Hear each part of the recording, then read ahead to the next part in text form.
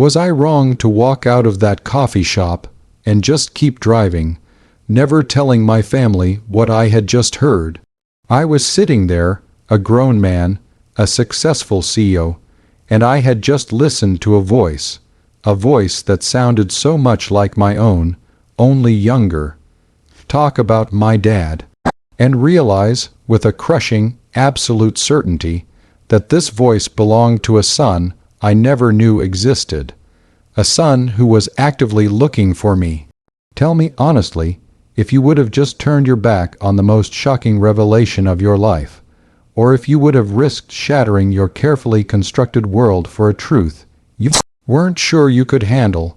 It was a Wednesday, about 3 weeks ago, a day that felt routine, boring even, right up until the moment it wasn't. I had taken a rare afternoon break from the office, the kind of break where you feel guilty about relaxing, and decided to stop by a quiet little artisanal coffee place downtown, miles away from my usual haunts. My plan was to review some quarterly reports on my tablet and enjoy a peaceful 20 minutes before diving back into the corporate chaos. My life at 52 was predictable. I had a loving wife, Claire, a daughter, Emily, who was thriving in law school, and a demanding but ultimately fulfilling career. Predictable, secure, and I thought, entirely honest. I had no idea that a single mistake from 25 years ago was about to resurface like a ghost determined to haunt me. I settled into a booth at the back, near the window overlooking a small courtyard. The place was relatively empty, just a few students tapping away on laptops and an older couple chatting quietly. I opened my file, took a sip of my espresso, and started reading. That's when I heard the voices. 2 young men, collie, jaged by the sound of them, sat down at the table directly next to mine. The divider between our booths was thin, and their voices, though not loud, were clear. They were talking about classes, then sports, and then the conversation took a turn that made me subtly drop my tablet under the table. The focus shifted to one of the young man's personal life, specifically his parents. "Yeah, my mom's great, you know, but it's complicated." The first voice, which I instantly noticed, was exceptionally rich and deep, began. "It's the dad situation. I mean, the man who raised me, David, he's amazing. He's my real father, end of story. But there's this other guy, the biological one." My entire body went cold. Biological one. I tried to tell myself it was just a coincidence, that this was just background noise, but my heart started hammering against my ribs, a painful, urgent rhythm. I tried to focus on the report, but the words swam before my eyes. The rich, voiced young man continued, and every word was a stone dropped into the quiet pool of my life. "My mom finally told me a few months ago. It was a summer thing, years and years ago, before she met David.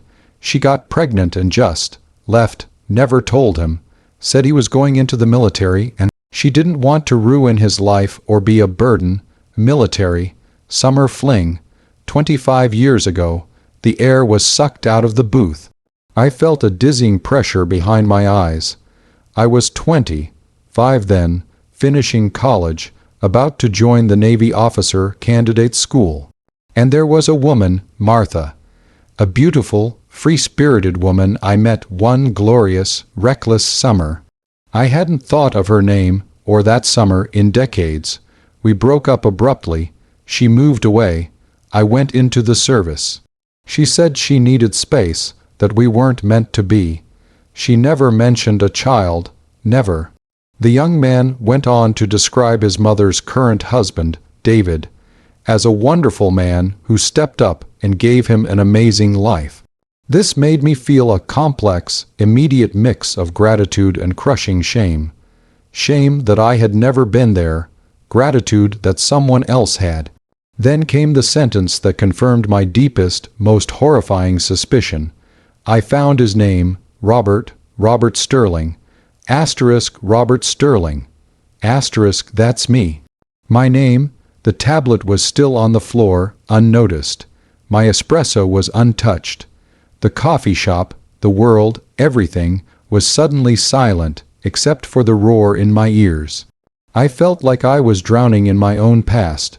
The friend, bless his heart, asked, "So what are you going to do? Reach out." The young man, my son, the voice I now realized was laced with my own inflections, sighed. A deep, weary sound. "I don't know. Mom says I shouldn't, that his life is established, that he has a family. She's found him, though. She showed me pictures. He's a CEO of some tech company. Looks like an older version of me, which is weird. Asterisk pictures.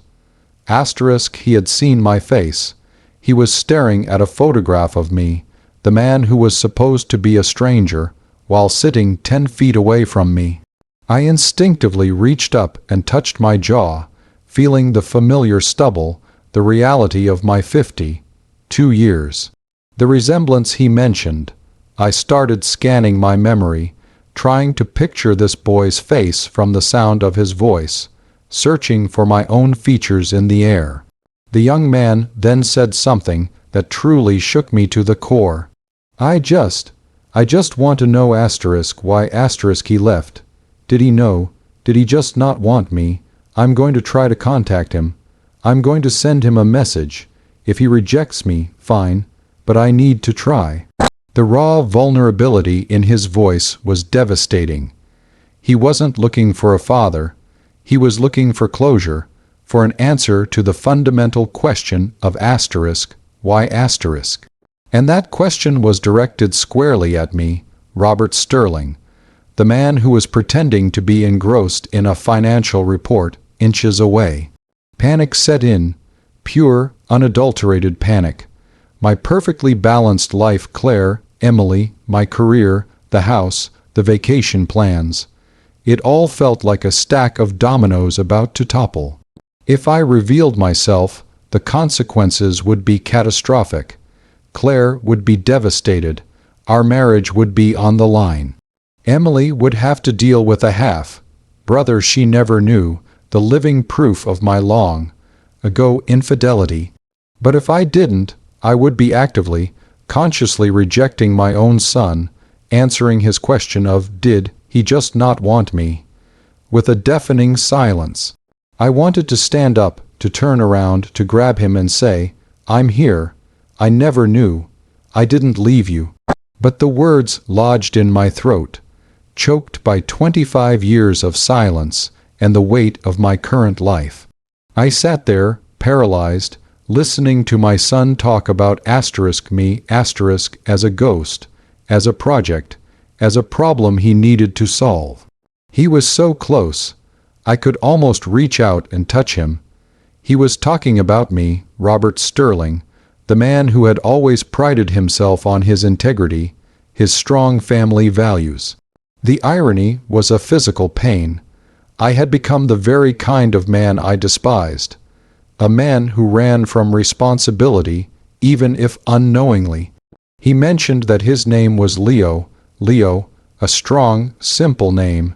I repeated it silently, testing the feel of it in my mouth. The name of the son I had never been allowed to father.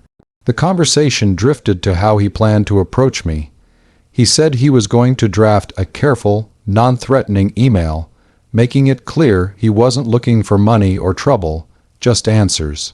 He said he understood my position, that he didn't want to hurt my wife or daughter. He was considerate, thoughtful, exactly the kind of son I would have wanted. So that's the situation I was in, and I had to make a choice. I was facing an ethical dilemma that felt like a cosmic punch in the gut. Preserve the safety and stability of the family I built on a hidden lie, or sacrifice everything for a stranger who was biologically my own flesh and blood. Before I tell you what happened next, I want you to pause and comment below what you would have done in my shoes. Would you have slipped out and waited for the email? Would you have confronted him right there, destroying the barrier of anonymity? Or would you have simply walked away and tried to bury the secret again? I'm genuinely curious to hear what your first move would have been in that impossible moment." My heart was beating so hard I was certain the two young men could hear it through the thin partition. The air was heavy, the silence in my booth screaming louder than any confession. I knew I couldn't just sit there and pretend nothing happened. The moment Leo mentioned my name, the secret had ceased to be an abstract possibility and became a concrete, undeniable reality. I chose the coward's way out first. I slowly, meticulously, and silently reached down, retrieved my tablet, and slid it into my briefcase. I carefully, trying to minimize movement, picked up my coat and stood up. I didn't look at them. I kept my eyes fixed straight ahead, walking with measured steps towards the exit. Every nerve ending was screaming at me to turn back, to call out, to introduce myself. But the fear of the explosive fallout, Claire's face, Emily's shocked eyes, kept me moving. I walked out of the coffee shop, got into my car, and drove. I drove aimlessly for hours. The quarterly report, my meetings, my entire carefully ordered professional life, meant absolutely nothing. All I could see in my mind's eye was the image of Leo, sitting 10 feet away, talking about the void I had left in his life.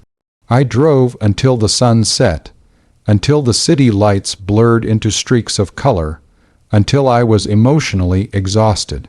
I went home that night and looked at Claire, truly looked at her. We've been married for 20 years. She is the rock of my life. To tell her I had a son I never knew, the product of a brief affair long before we met, would still be devastating. It would be a betrayal of the trust we built. But looking into her eyes, I realized that living another day with this massive secret, knowing Leo was out there searching, would be a betrayal of a different, more profound kind. It would be a lie that would eat me alive. That night I didn't tell her. I couldn't. I was a wreck. I feigned a headache and went to bed early, staring at the ceiling, replaying every word Leo had spoken. The next morning, the email arrived. It was in my personal inbox, not my corporate one. The subject line was simply, a question about 1999. My hands shook as I opened it. It was polite, measured, and heartbreaking. Leo introduced himself, mentioned his mother, Martha, and the summer of '99. He said he wasn't looking for anything, just an explanation, a piece of his history. He reiterated that David was his true father, and he didn't want to intrude on my family. He was asking for one phone call, one conversation, nothing more. Reading those words, the careful boundaries he set, the sheer humanity of his request, dissolved the last of my resolve. I couldn't reject him. I couldn't send back the message he feared, *I don't want you. I walked into my home office, closed the door, and drafted a reply. It was 2 sentences long. Leo, this is Robert Sterling. I received your email. I never knew. Please call me. I included my cell number. The phone rang 2 minutes later. The conversation with Leo was a blur of staggered apologies and tearful explanations. I told him everything. The intense summer with Martha, the abrupt ending, my entry into the Navy, the confusion of life 25 years ago. I told him I had searched for Martha for a while, but eventually life moved on, and I assumed she simply didn't want to be found. He believed me. His relief was palpable. He didn't sound angry, just satisfied that the mystery was solved. The conversation ended with a promise to meet in person, but the real, agonizing climax came that evening when I finally confessed to Claire. We were sitting in the living room, the space that had always felt safe and warm. I started with Martha, the summer, the Navy, and then the bomb. I have a son, Claire. He's 25. I met him today, virtually. The silence was the loudest sound I have ever heard. Claire's face went white. She didn't scream or cry right away. She just stared at me, a profound, chilling hurt in her eyes. "You have a son. You have a son asterisk, and you never told me about this woman, this summer, this possibility." I confessed my fear, my shame, my belief that the secret was buried forever. I explained that I didn't know about Leo until the previous day, when I accidentally overheard him in a coffee shop. That last detail, the sheer, unbelievable coincidence, made the story almost too strange to process. Our argument lasted hours. It was the most brutal, honest, and terrifying confrontation of our marriage. She felt betrayed by my silence about the past fling, but more so by my failure to share the current burden of this immense secret. She asked me if I loved her. She asked me if I was leaving her. She questioned everything about our life together, seeing our 20 years through a filter of my long ago omission. The aftermath was painful and drawn out. Claire was hurt to her core, but she is a woman of immense strength and integrity. After several days of sleeping in the guest room and therapy sessions, which we immediately started, she came to a decision. She said, "I married you Robert, the man who is here now, but you kept this secret because you were afraid of losing the life we built. That fear is understandable, but it was selfish. Now, deal with the truth. Leo is your blood. He deserves to know you, and you deserve to know him. But you will have to earn my trust back, every single day." The next difficult conversation was with Emily. Our daughter was initially confused and deeply upset. She felt displaced and angry that her father had a child her age she didn't know about. It took weeks of gentle, honest talks for her to process it. She ultimately recognized that Leo was as much a victim of this old secret as anyone.